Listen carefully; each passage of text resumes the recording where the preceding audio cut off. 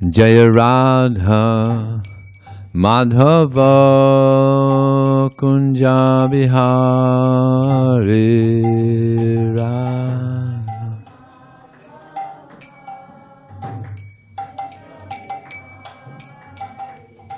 Jaya Radha Madhava Kunja Bihari Radha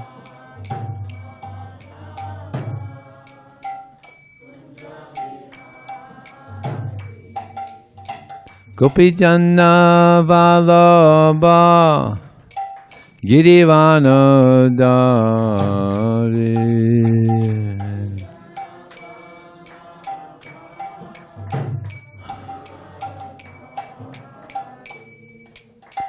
Gopi Janna Vallabha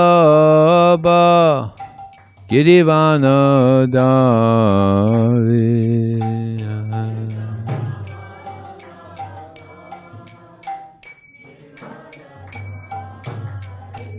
Sodanandana Brajajana Ranjana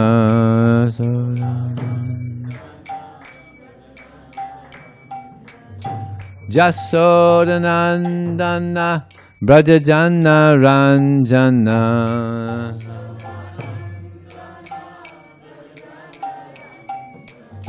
Jamuna Tira Vanacharinati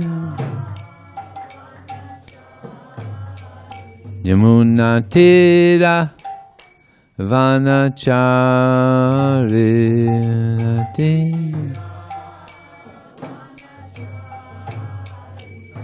Jaya Radha Madhava Kunja Bihari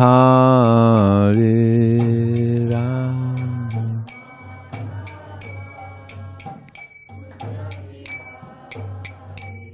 Jaya Radha Madhava Kunja Bihari Radha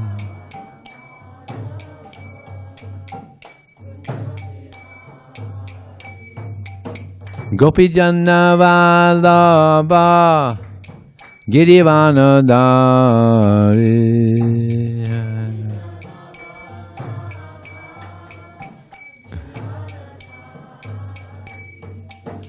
Gopi Janna Vallabha Girivana Dari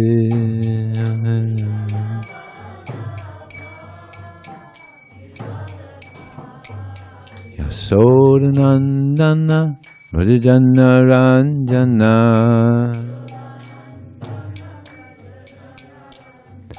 Jasodanandana Brajajana Ranjana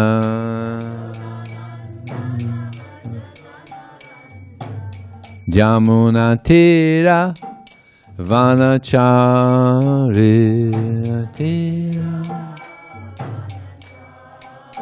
Yamunatira Vanacharinati Yamunatira Vanacharinati Yamunatira Vanacharinati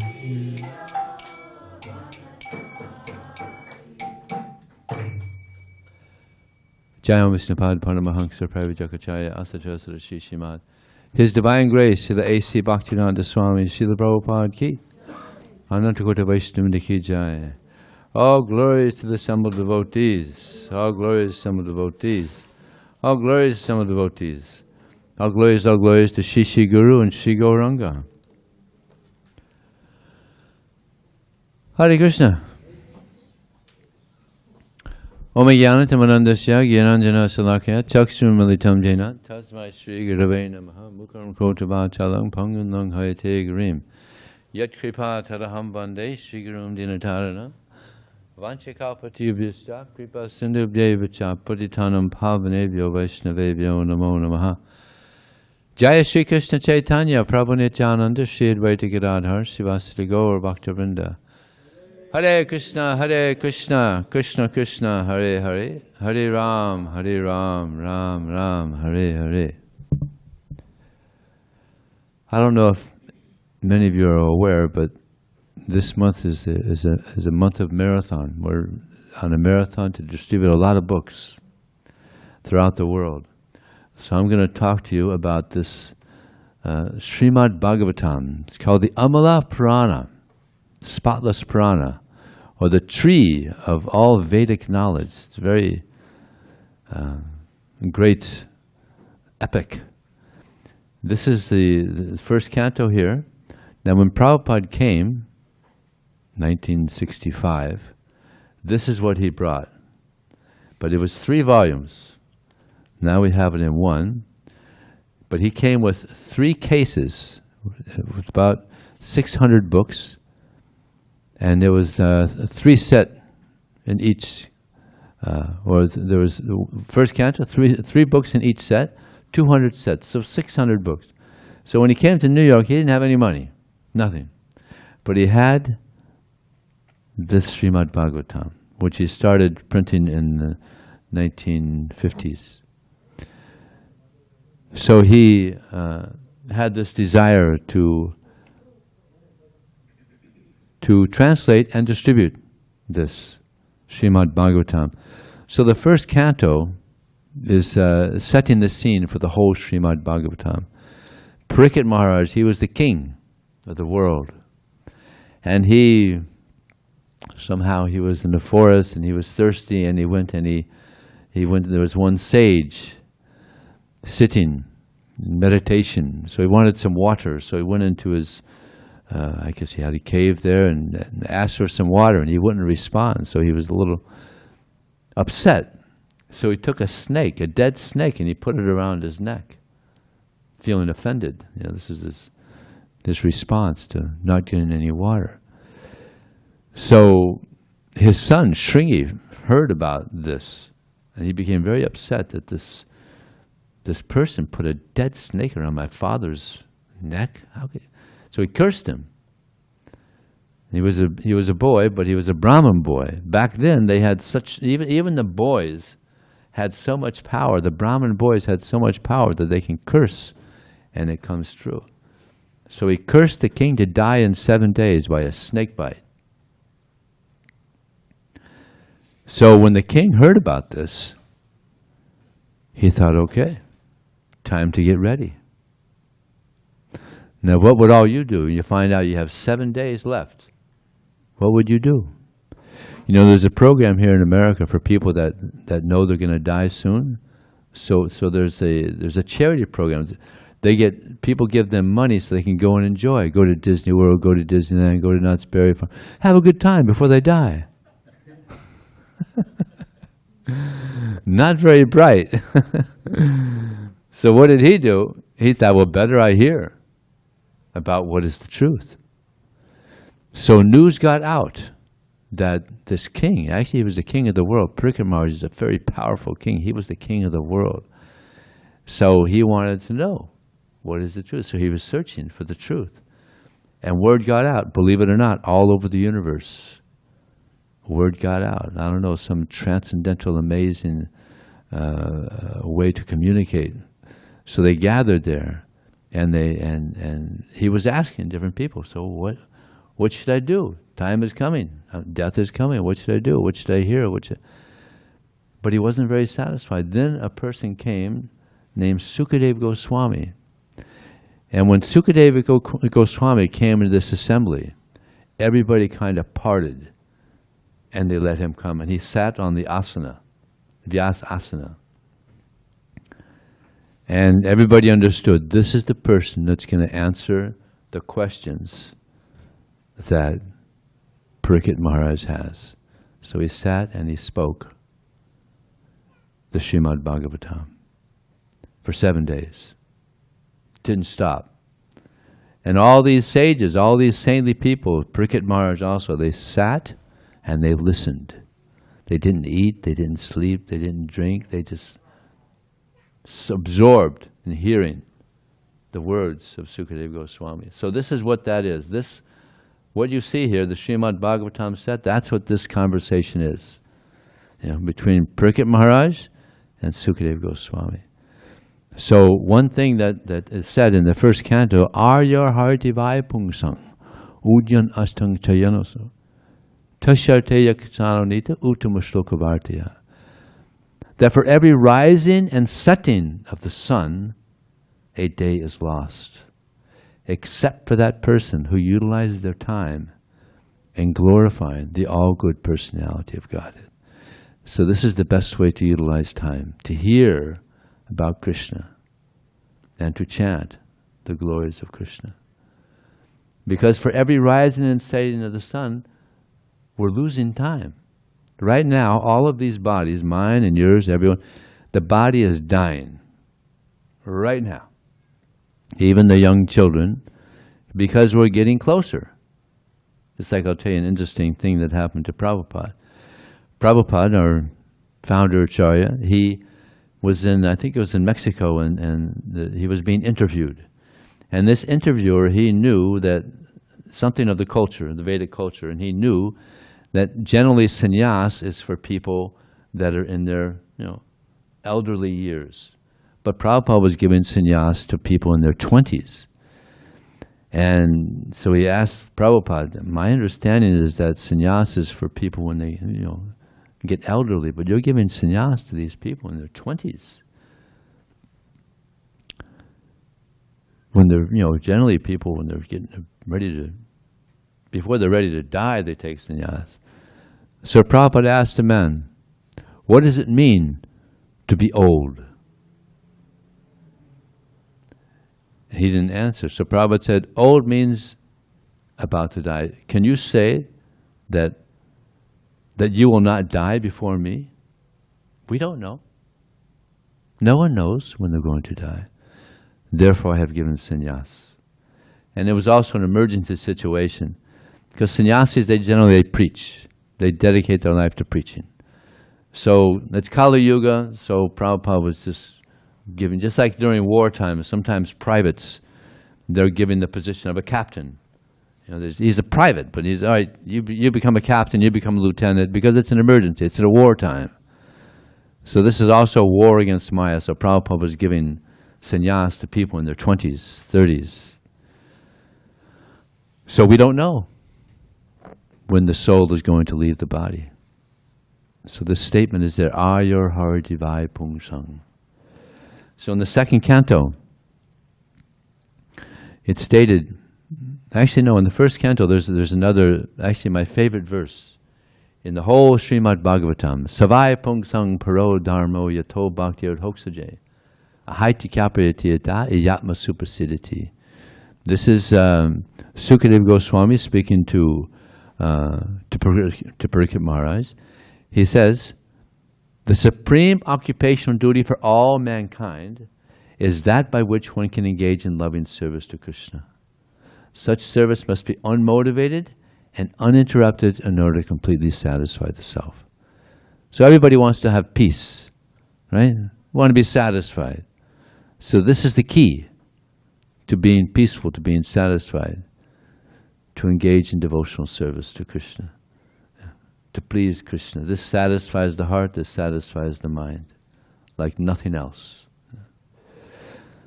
So in the first canto also there's a mention of a great devotee, Mataji. Her name is Queen Kunti, and she was the mother of the 5 Pandavas.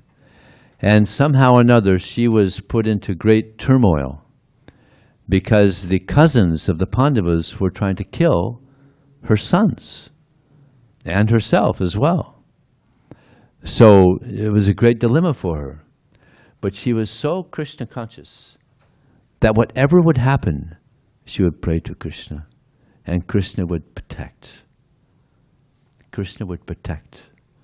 So she was so pure and she was so faithful. She had so much faith in Krishna that she had this verse that's famous, one of the most famous verses in the Srimad Bhagavatam. Vipada santutasasvat tatra tatra jagat guru bhavato darsanam yatsat apuna bhavadarsanam. She praised Krishna, my dear Krishna, please give me calamity. Over and over, give me more and more calamity. Because when calamity comes, I take shelter of you. And by taking shelter of you, I overcome the repetition of birth and death. Yeah. So, how many of us pray for calamity? Anybody here? You pray for difficulty, calamity? Anybody? No. We all want to be free of calamity, right? We want a comfortable, nice life, no disturbance, no calamity. But actually, Prabhupada said, for one who is trying to advance in Krishna consciousness, a comfortable life makes it very difficult. Someone desiring to advance in spiritual life should not desire a comfortable life. Because what is comfortable life? Comfort for this body. But guess what? We're not the body. We're the soul within. The body's going to die. We're not going to die. So she was so God conscious that she was completely aware she's not the body. She's the soul, part of Krishna. And she wanted to get closer to Krishna. So calamities help you get closer to Krishna. But if you want more and more comfort for the body, then you just get more in the bodily conception of life. You get more and more in the illusion. This is the big illusion throughout the world. We think we're American, we're Indian, we're Russian. This is an illusion. It's a complete illusion. So throughout the Srimad Bhagavatam, we're getting so much instruction on how to escape from this great illusion. So in the second canto, there's a very nice verse. Pravishtakarna, see there's 12 cantos here. So the first canto I just mentioned, so this is now I'm going to say something about the second canto. Pravishtakarna Randrena, Pravishtakarna Rena, Sarvadena, rusty on that one. Pravishtakarna Rena, Svanam Baba Saroram, Kunoti Salam Krishna, Salilasha Yatha Sharat. Got it. So this is a statement that says that the literary incarnation of God, the Srimad Bhagavatam, it's called the literary incarnation of Krishna.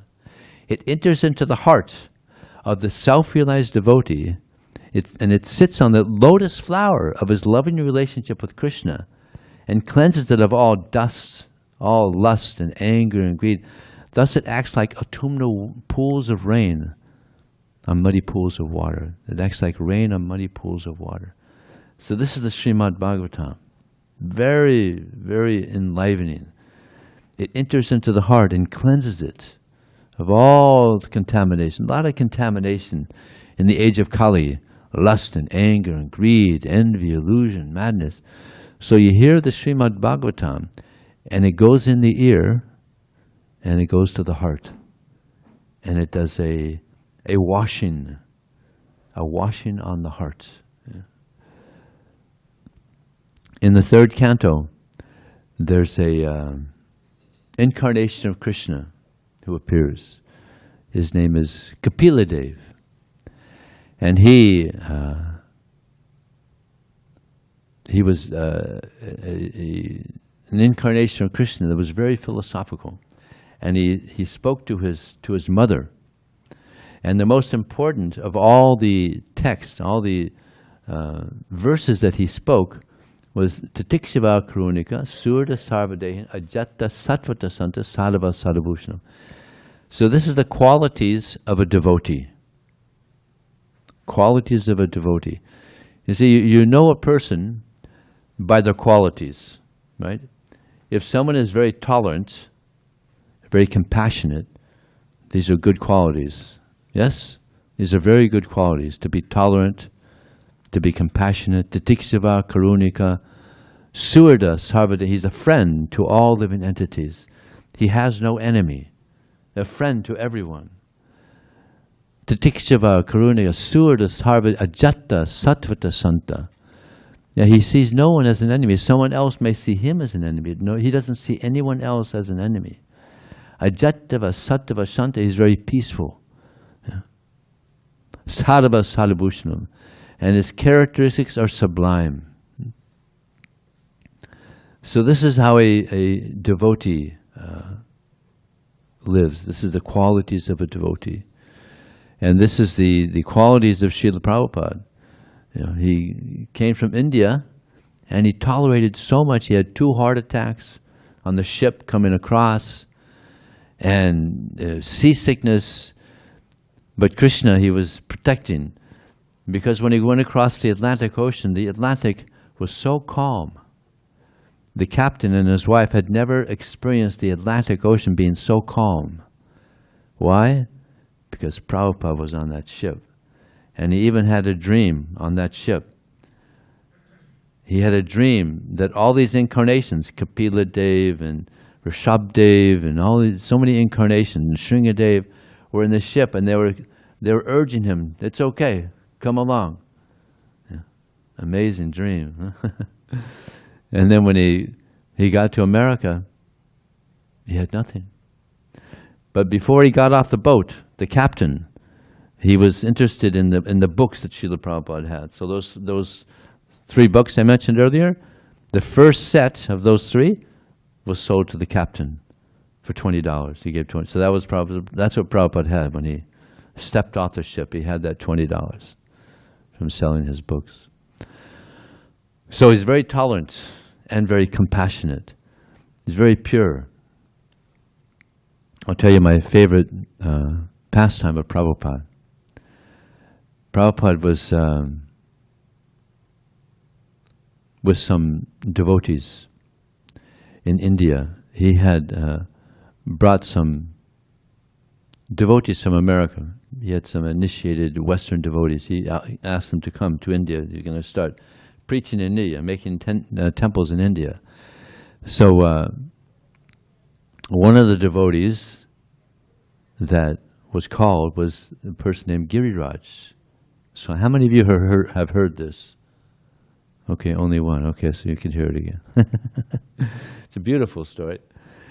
So the parents are very upset that he had come, because he was the only son, and so he wanted him to go back to America.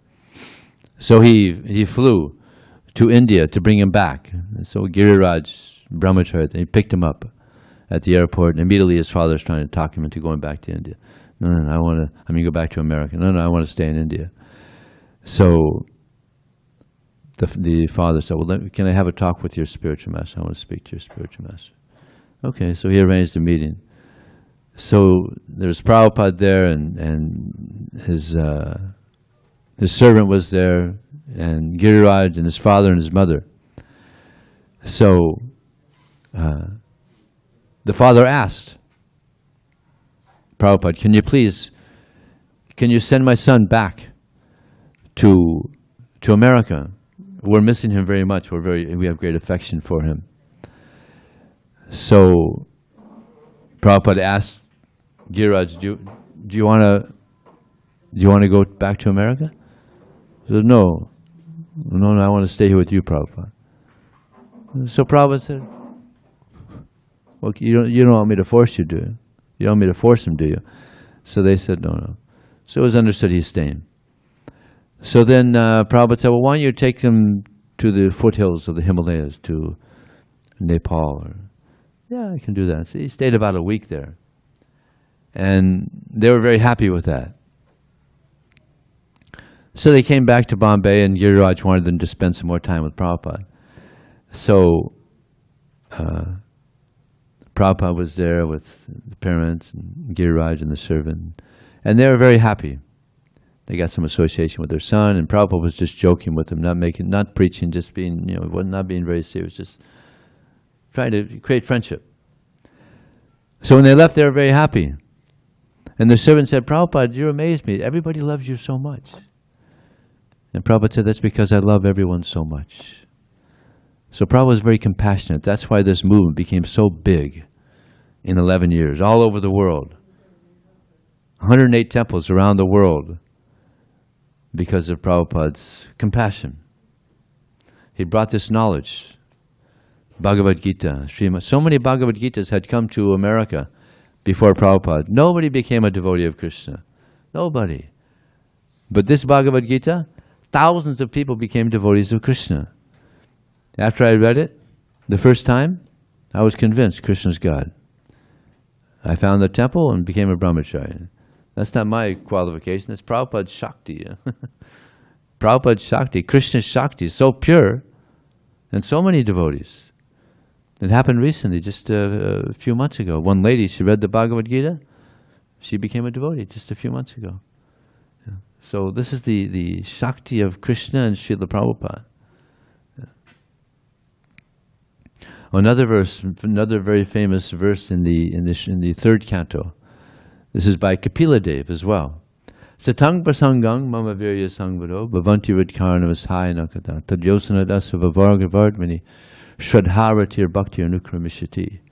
That devotees of the Lord, they derive great happiness in hearing about Krishna in the association of other devotees. And simply by this hearing about Krishna in the association of the other devotees, one becomes liberated. Just by hearing the message of Krishna in the association of other devotees. He also gains great faith in Krishna, Shraddha. He gets a taste for Krishna consciousness, Shraddha Ritir Bhaktir, and eventually he attains love for Krishna. So this is the result of hearing Srimad Bhagavatam, especially in the association of devotees. Every morning here in the temple, devotees gather at 7:45, and we hear from the Srimad Bhagavatam, from one of the devotees. It's so nice. Yeah. If any of you are also welcome to come and participate. It's every morning we do this. The Bhagavatam is a spotless Purana. It's just so wonderful. Believe it or not, I've read all these books 4 times. Because every time you read it, you get more out of it. Timeless wisdom. Just like Krishna, he was blessed by his spiritual master. Of course, Krishna, he doesn't need blessings, but he pleased his spiritual master. So his spiritual master blessed him that whatever you speak is ever fresh. And in the 11th canto of the Bhagavatam, there's a chapter called the Uddhava Gita. We have the Bhagavad Gita. Have you heard about the Uddhava Gita? The Uddhava Gita is the continuation of the Bhagavad Gita. Uddhava was another great devotee of Krishna, and he was so great that Krishna, he spoke the continuation of the Bhagavad Gita to him, calling it the Uddhava Gita. It's amazing. So that's the 11th canto. So, and then in the 4th canto, Dhruva Maharaj. Dhruva Maharaj was a child. He was the son of a king. And he had a stepbrother. And the stepbrother was on the lap of his father, the king. So he wanted to get on the lap too, naturally. So the mother, his stepmother, the mother of his stepbrother, said, no, you can't get on his lap. If you want to get on his lap, you have to die and take birth from my womb. She was a little proud, to say the least. She wouldn't allow it, and she was a favorite of the king, so he didn't say anything. So he stormed out of there very angry because he couldn't sit on his father's lap. He was a kshatriya, so he went to his mother and said, "This is what happened." And she said, "What can I say? I'm sorry. I'm not the favorite queen. So what can I do? What can I do to retaliate? He said, I want to get a kingdom greater than that of my father. How can I achieve this?" And she said, "Well, great sages, they go to the forest and they meditate." So he said, "Well, where should I go?" So you go. So she didn't think he was serious about this. He was a 5-year-old boy. So he went to the forest and he's meditating. Intense meditation. Sitting there, just meditating. And it's described that the first 3 days, all he ate was berries and some fruits. And the next 6 days, he just ate dry leaves. And then some days he was just drinking water and then just air. So he was advancing very quickly. And then Lord Vishnu appeared to him. because of his very intense meditation. And he said, "What is it you want?" And by the time he had attained such an elevated level of meditation, to the point where Vishnu appeared to him, he was ashamed that he wanted something material. He said, "Kachan viching vang api divyaratnang svamin kutartosu varam dayache." He said, "I wanted some broken glass."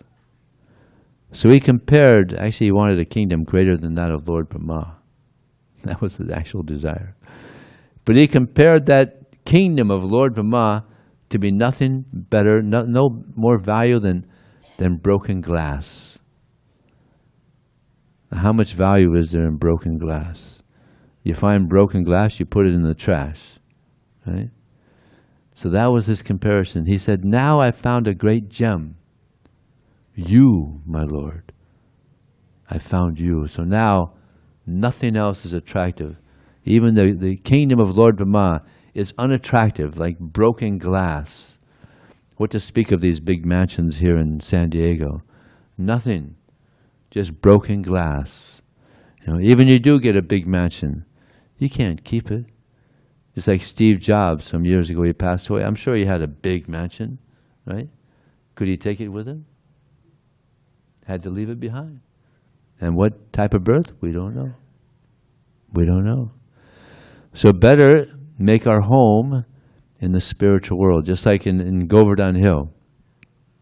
How many of you have been to Vrindavan? Very nice. Many of you have been. Govardhan Hill, you'll see these little rocks next to Govardhan Hill. 2 rocks like this and then a rock on top. 2 like this, a rock on top. This means they want to have their home in Vrindavan. They don't want a home in this world. Their next life, they want their home in the spiritual world. So this is also what we should desire. And the Srimad Bhagavatam is a guide to the spiritual world. So then in the next canto, Lord Rishabhdev, he's another incarnation of Krishna. And he was also very philosophical. He had 100 sons. And 9 of them were sannyasis, called the Navayogendras. And many, I think there's 90 brahmanas or something. No, 10 brahmanas and then I think 80 kshatriyas or something like that. And then one was Bharat Maharaj. He was the senior. He became the king of the world. So he was preaching to his sons about life. So the most famous of all of his statements, or one of the most famous, Mahat Sevam Dwaram Ahori Muktes Tamo Dwaram Yositam Sangi Sangam Mahantaste Samachita Prasanta Vimanyava Surda Sadhavoye. That by service to great devotees of the Lord, the door to the spiritual world is opened. By service to pure devotees, to great devotees, the door, as they say, the pearly gates, the door to the spiritual world is opened by service. So the Bhagavad Gita and the Srimad Bhagavatam, they teach about the importance of service. Everybody is serving. Just like people, they go to school, get a PhD, or get a master's, and then they go and they're asking for service. They want to do service at some company. They want to work at some company. Or the wife is serving the husband is serving the wife. They're both serving the children, and they're all serving the dog, right? Yeah, the man and the women, they're working very hard. They have a nice house, but they have to go off to work. And who's enjoying the house? The dog. So service is going on everywhere. Just like when I was growing up, the only person I ever opened a door for was my mother. We were going to the store, I'd open the door for her. It's natural, you want to serve your mother. So actually the most natural service is service to Krishna, service to God, or service to the pure devotee. It's like so many people wanted to serve Prabhupada because he was so pure.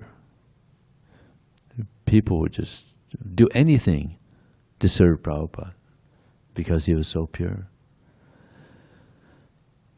But if we don't want to serve Krishna, if we don't want to serve the devotees, then we serve the material nature. And that means we continue on in the samsara, the cycle of birth and death. Mahat sevam dwaram ahor muktes, tamo dwaram yositam sangi sangam, mahantaste samachita prasanta, vimanyava surda sadhavoye. By serving our senses, we open the door to the hellish planets. We don't go there, right? We don't want to go there.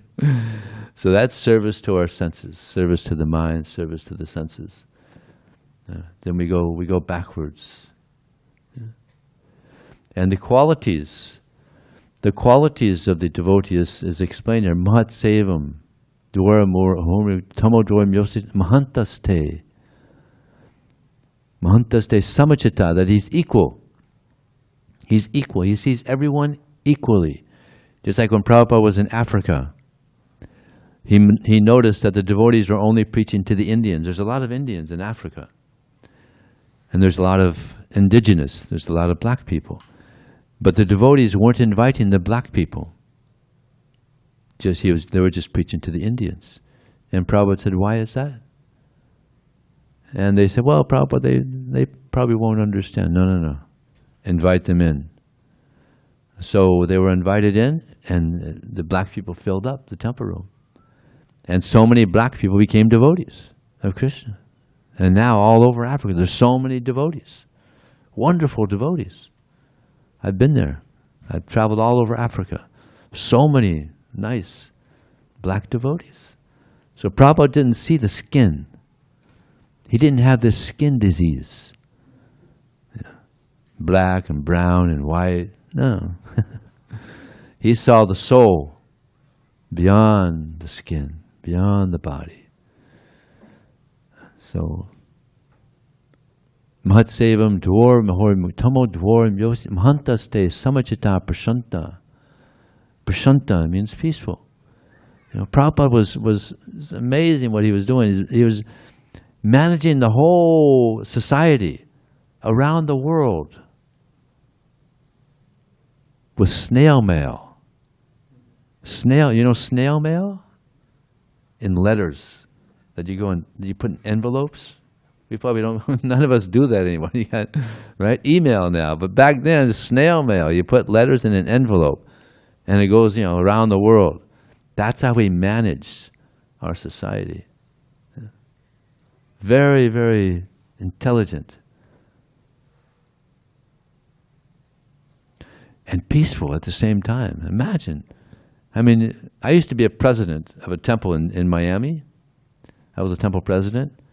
And a lot of anxiety, managing. Some of you may know, some of you may be managers. A lot of anxiety managing projects or people. Prabhupada managed the whole society, but he was peaceful because of his Krishna consciousness. He couldn't be shaken in any condition.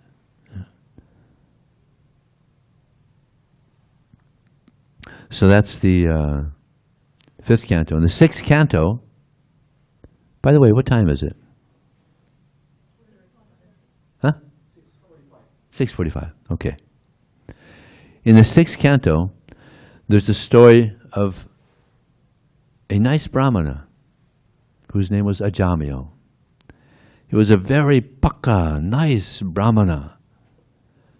But he was out doing some service for his father. He was doing some puja. And he noticed a Sudra and a Sudrani intoxicated, embracing each other. And he was he had never seen that before. Here, you see it all the time, right? Good old America. But there, it's very rare to see such a thing. He became startled and shocked, and at the same time attracted. So he became attracted to this prostitute, and eventually he gave up. He was married, actually. He had a nice wife. He gave up his wife, and he married this prostitute and had many children. At the end of, well, he had many children, and one of his children he named Narayan, his youngest child, Narayan. So after some time, he was on his deathbed, and he's calling out Narayan, calling out for his son. And then he left his body. Because he was so sinful, the Yamadutas came to take him away.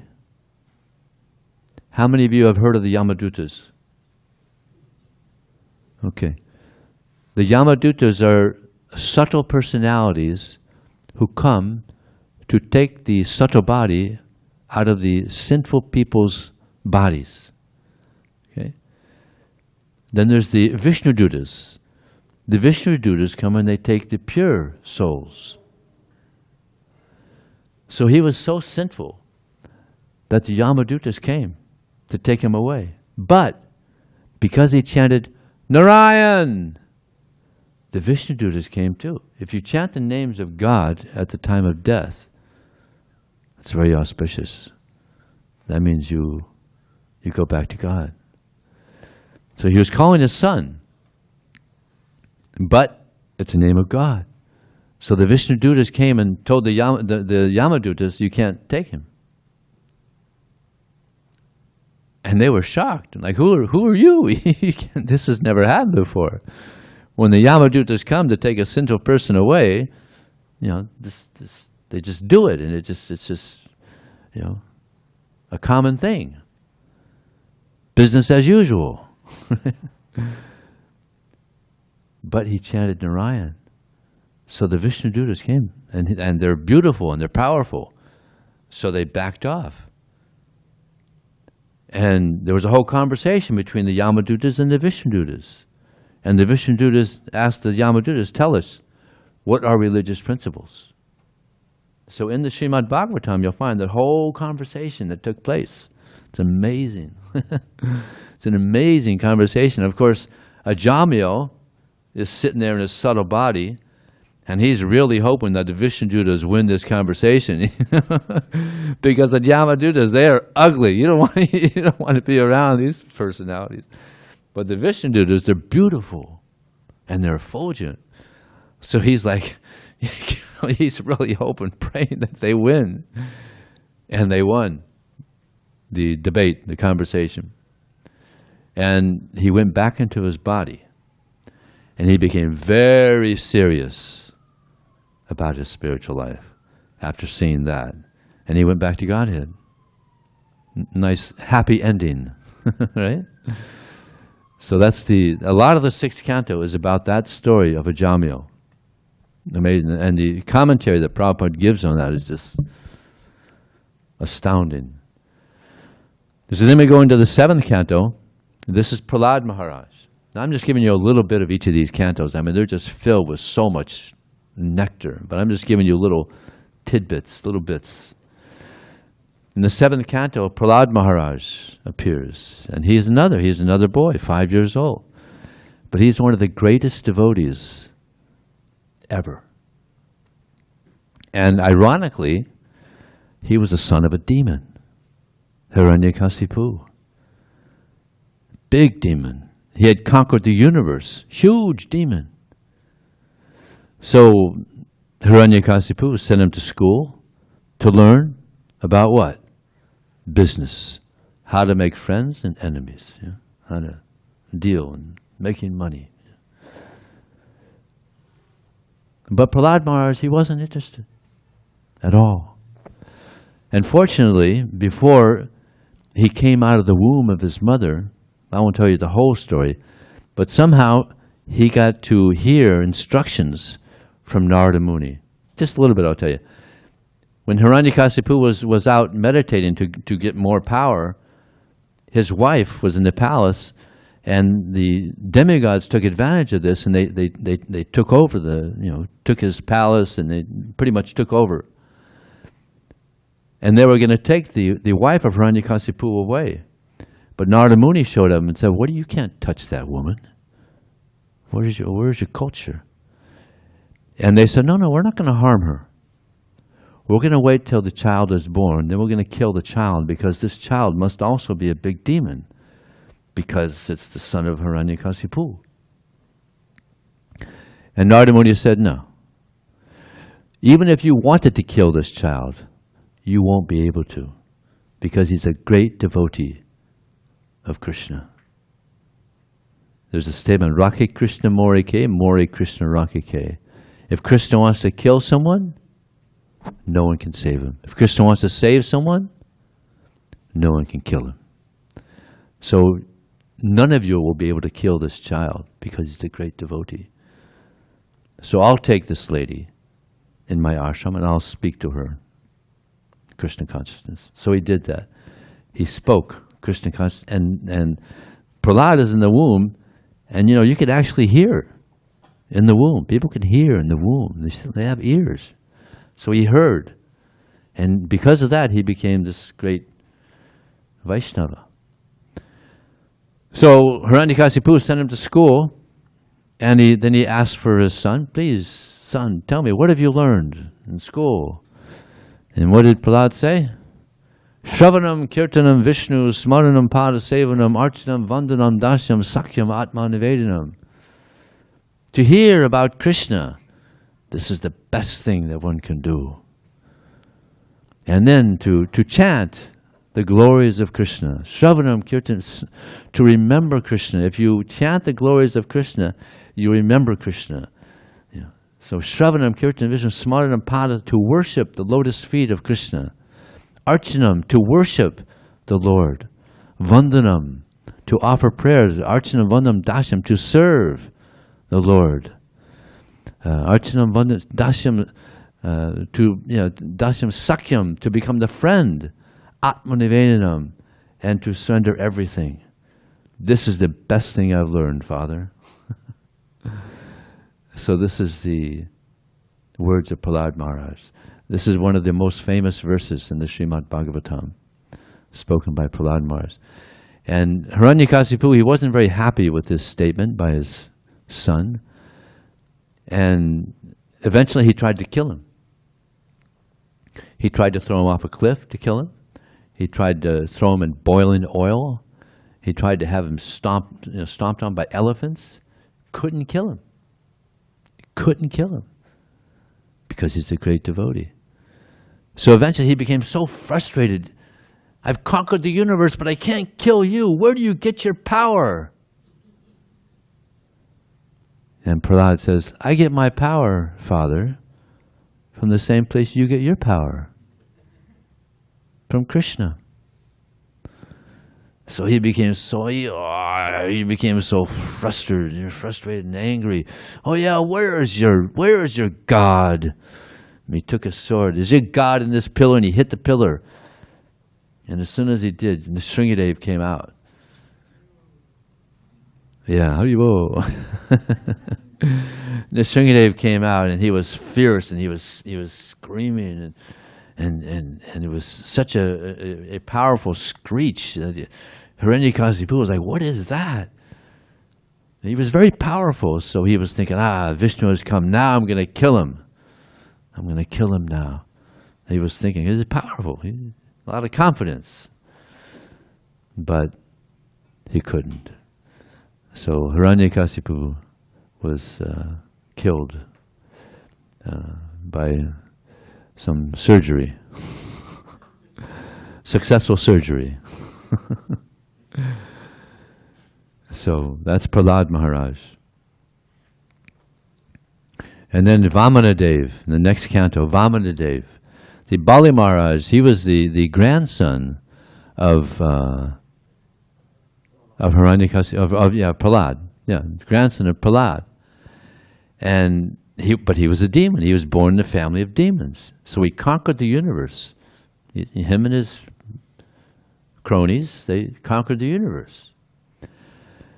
So Indra wasn't very happy about this. So to make a long story short, Vamana appeared, brother of Indra. And he appeared just as a small dwarf, just like a child. And he was effulgent. So Bali Maharaj, he had some integrity.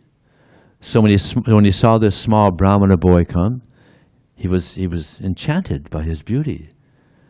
And he's a Brahmana, so please, is there anything I can give you? He was charitable. Is there anything I can give you?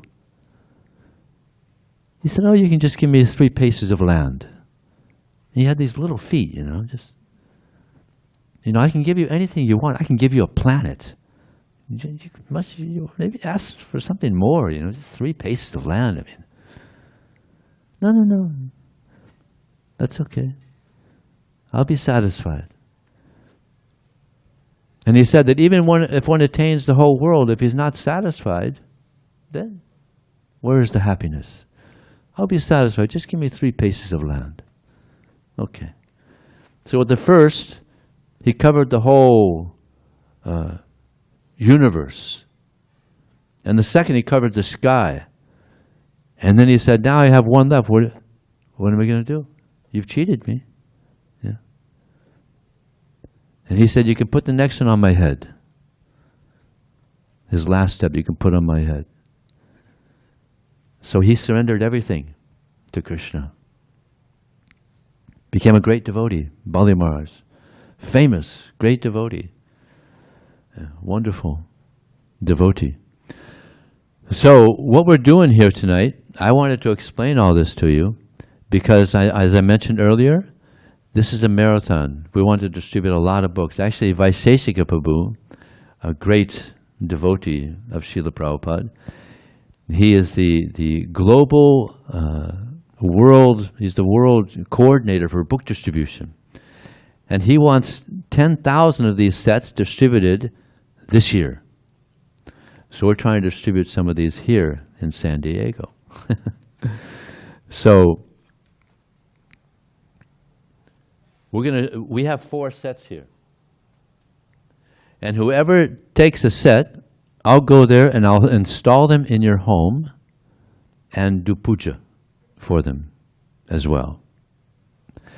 So who here, we have 4 sets here. Who would like to have, by the way, they cost $225. And if you can't pay right off, you can pay it by installments if you like.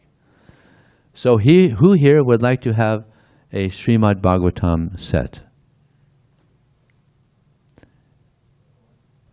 Any? Okay, there's 1 there. There's 2. We got 2 left. Anybody else?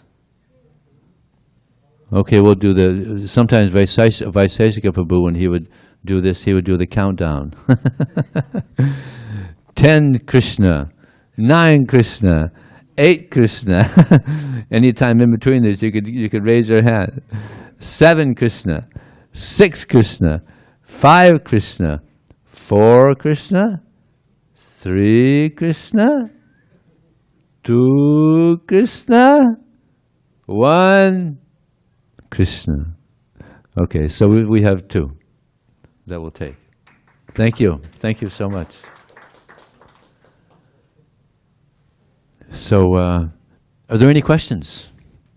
Yes. Excuse me? Do you have the Bhagavatams in Arabic? I don't think we have them in Arabic. We have some. Oh yeah, we have Arabic books here. We have Bhagavad Gita in Arabic. We have smaller books in Arabic. Sure. Yeah. Anything else? Okay. Thank you very much. Hare Krishna.